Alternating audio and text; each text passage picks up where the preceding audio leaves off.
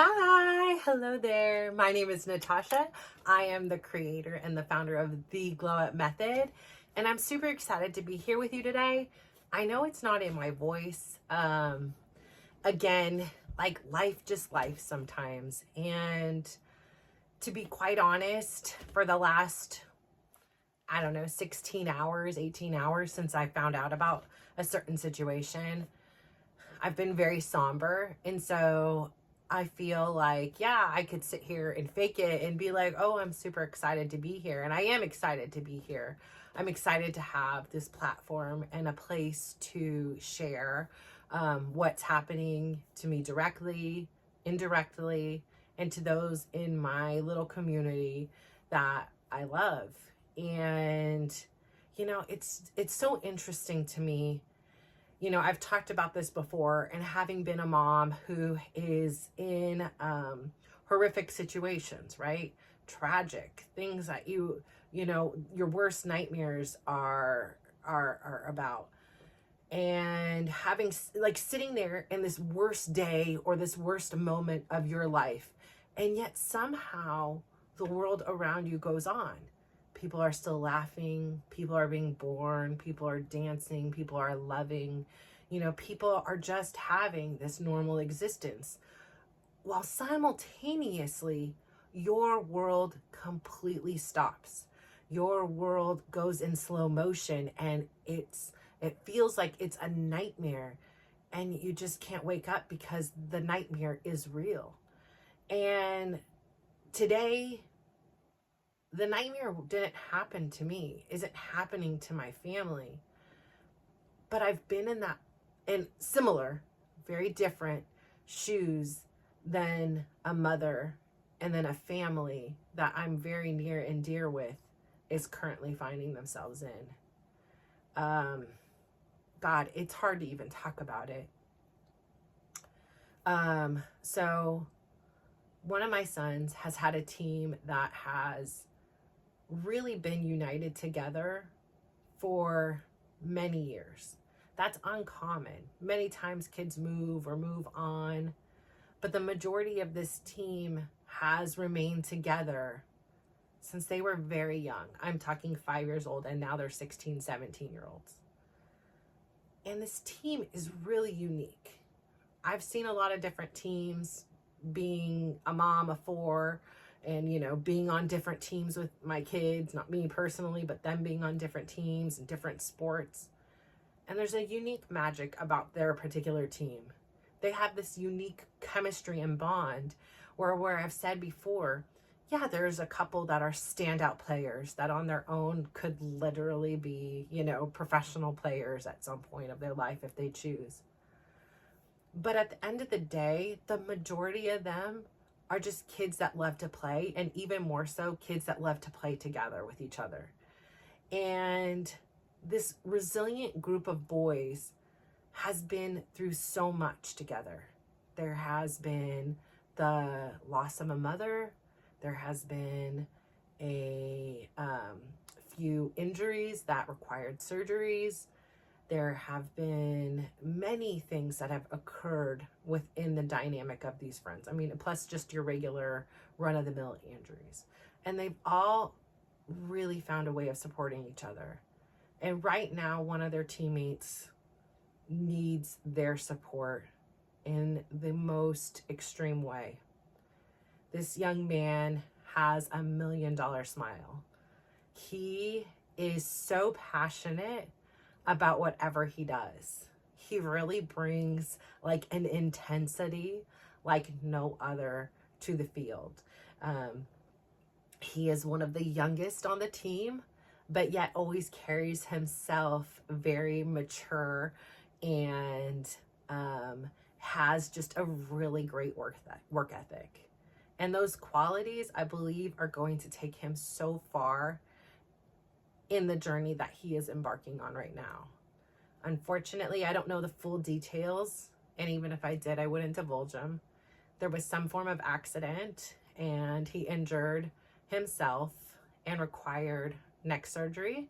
So basically, in layman's terms, he broke his neck. And so we obviously don't know the extent of everything. He's had surgery. He's currently stable. And I can only imagine what he is experiencing. And I can only imagine what that mom is experiencing, because I know what it's like. I know what it's like to be in a position where you're rallying around one of your children, but also very aware that there are consequences on the other children because their lives are so intertwined together. And there's an impact on you and your spouse and, you know, the family dynamic as a whole, and our whole community. I mean, there is a huge outpouring. This family is so loved by so many. They touch so many different people because they have lots of kids and lots of different activities, and they're very involved in their communities and their church and their school and in helping others. So they like, their impact is huge. They have left 1 million positive ripples in this world, and I hope every single one is magnified and comes back to them. Gosh, when something happens to our kids, big or small, and this is beyond big, it just has such a toll, right? There is no time for mom to sit there and say, what's going on with me? But yet we really need to be this pillar of strength for the family and hold it together and advocate for our kids and support the other kids. And really, you know, I wish I could give every piece of strength or advice in less than this situation that I've ever been. And if maybe something helps, that's great. And if nothing does help, then it's something that we can do to make them know that they aren't alone. And I feel like they feel like it. I mean, there are dozens and hundreds of messages and prayers and positive energy and vibes, whatever it is, coming their way. And I know that place of desperation. I know that, like, please, like, I don't know what's going to happen, but God, you, like, work with me here, please. You know, God, universe, Allah, anybody out there, please hear my pleas. And so I can imagine in my heart that this is how she is.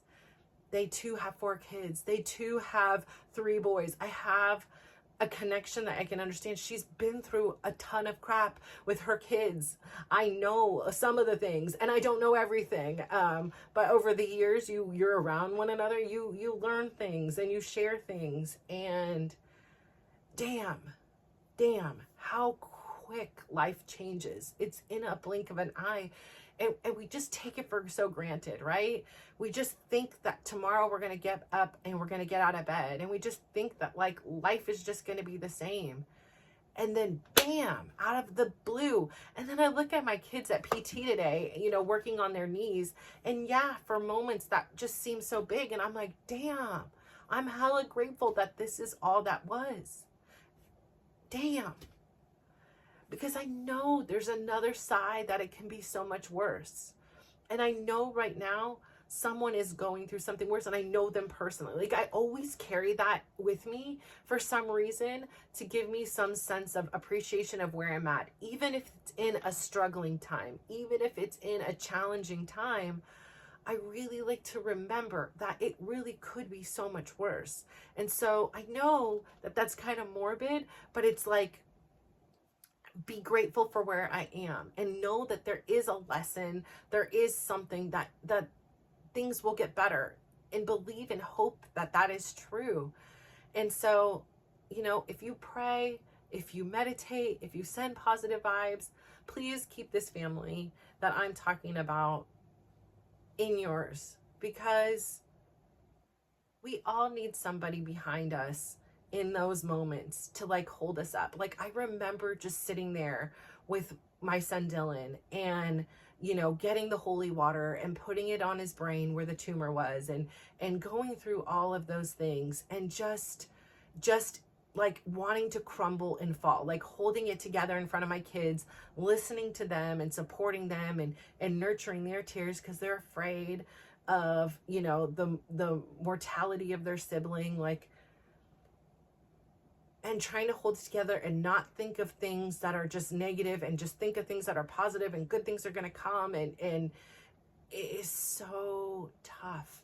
And then to not be thinking clearly, but yet need to be on your freaking game to advocate for, to get all those, because there's the one part of it, but there's all the bureaucratic stuff behind it, the insurance, the transportation, there's an array of other BS that you need to deal with because we live in America, and it's, a monetary situation and finances and logistics, and everything needs to be done properly and signed properly. So like when you're not in the freaking mood at all, you just want to be with and focus on your kid and not worry about all the other stuff, like whatever, I don't care, take my house, take my home, like I don't give a crap, but I'm not dealing with that right now, and you have to deal with that now too in order to get them the best care. And to you're just going about your day, and then suddenly boom, you're learning crap you never wanted to know about. You are seeing things you never wanted to know exist, and it's your reality, and you close your eyes and you wish it away and you open it up and it's still there. And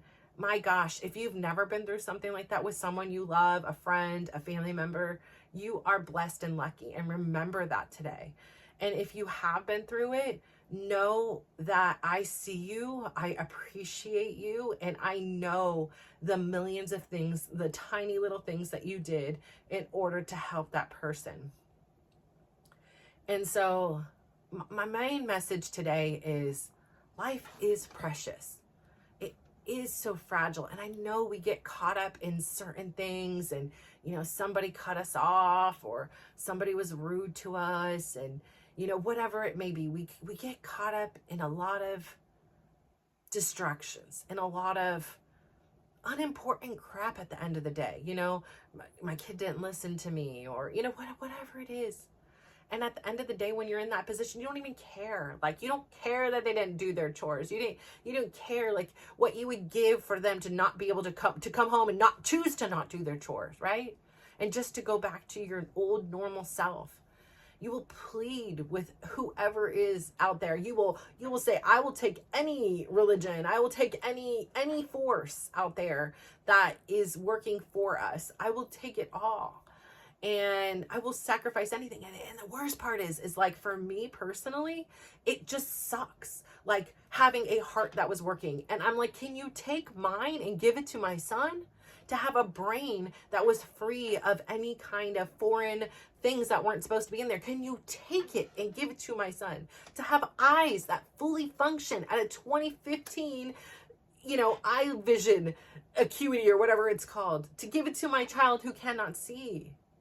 To be able to eat whatever I want without risks and fear of dying. Can I give that to my child? And you can't. And you can't. You can't take it away. You can't do anything. But what you can do is support them. What you can do is love them. What you can do is research and advocate for them. But that's a hard job. It is so hard because you're also going through your things.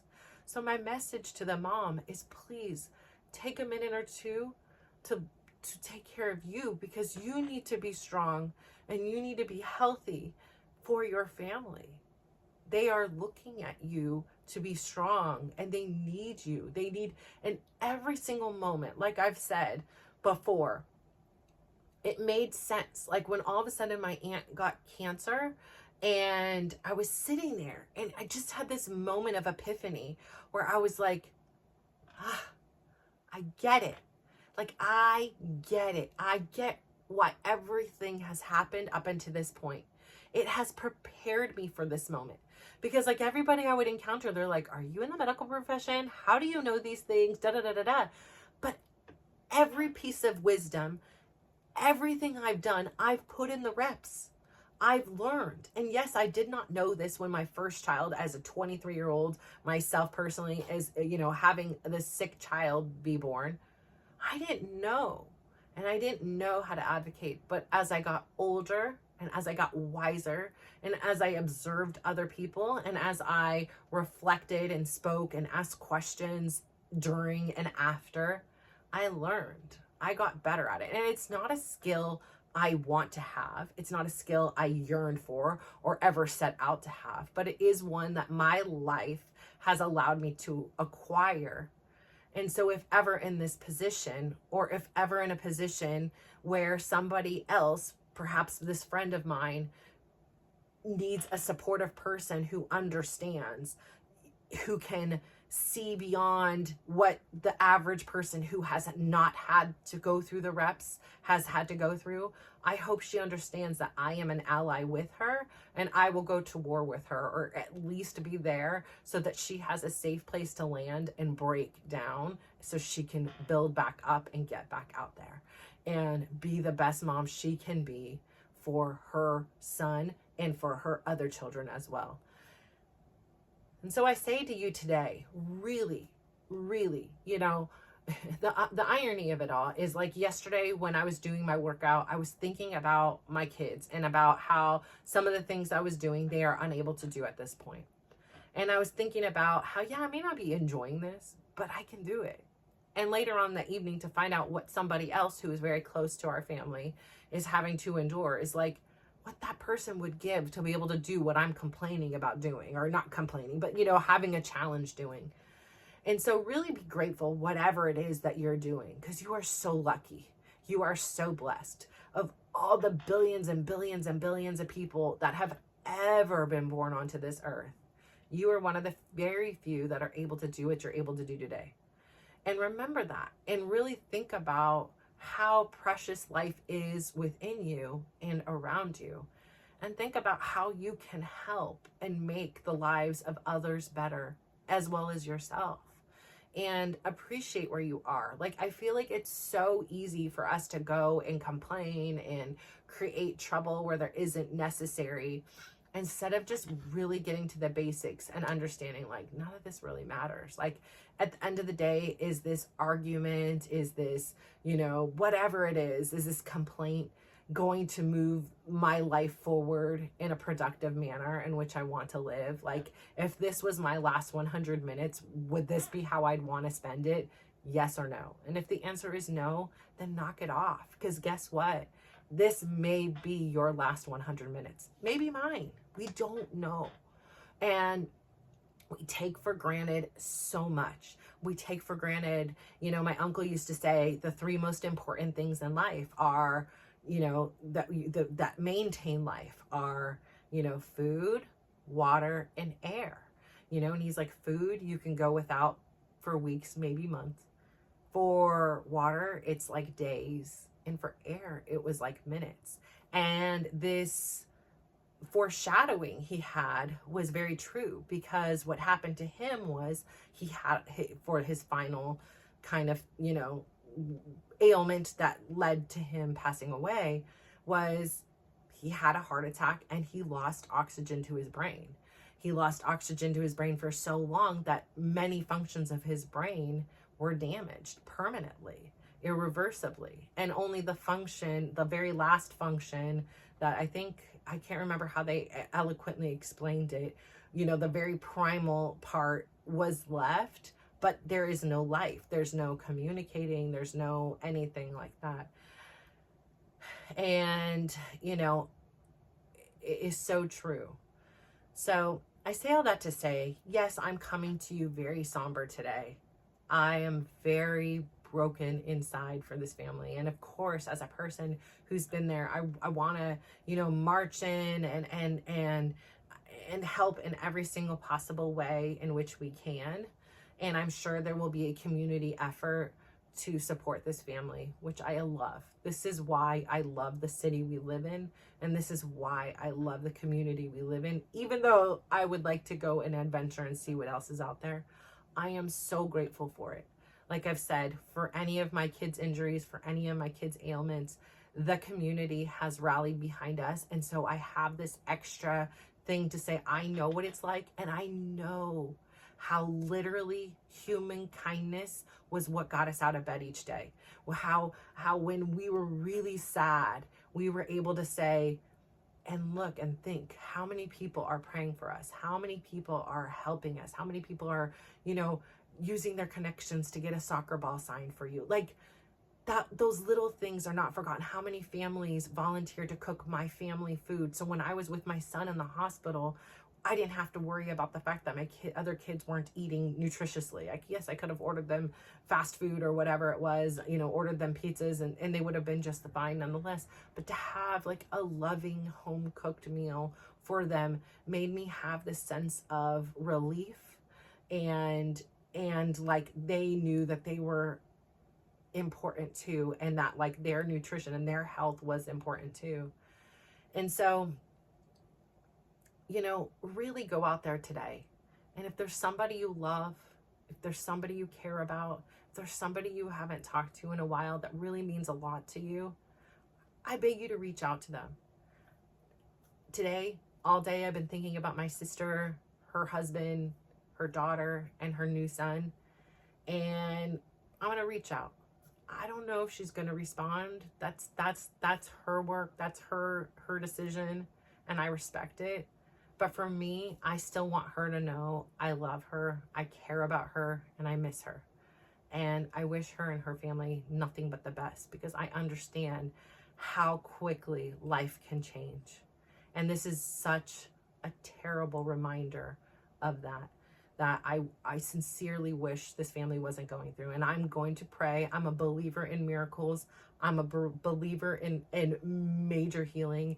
And let me tell you, there are some amazing people with some power and some connections to God, the universe, Allah, whoever it is out there praying for this young man and praying for this family. So I believe in my heart that he will be fully restored to how he was pre-injury, and he will be that healing will happen very swiftly for him. He is tenacious.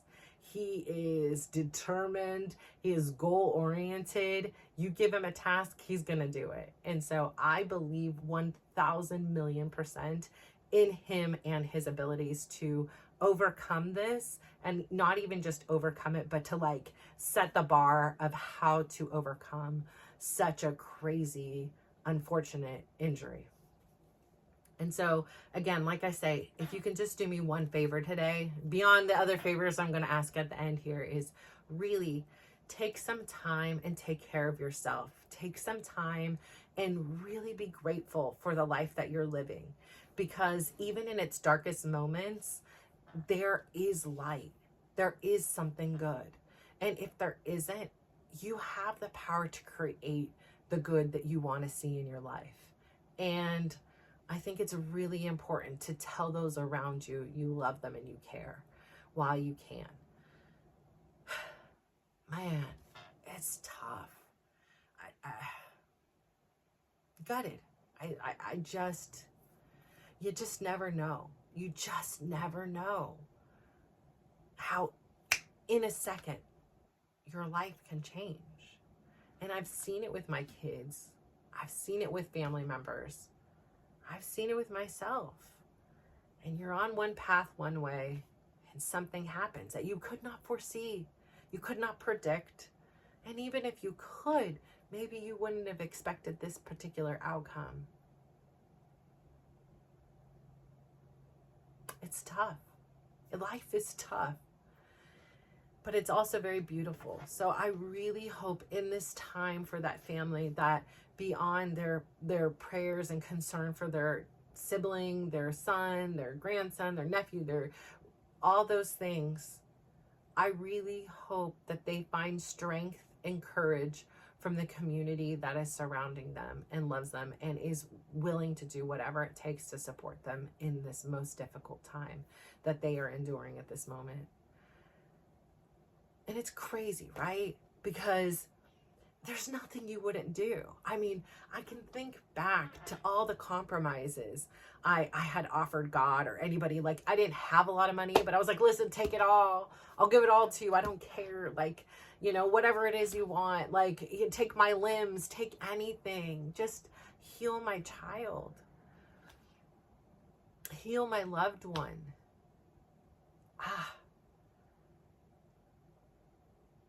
It's tough. It's tough. It's very tough.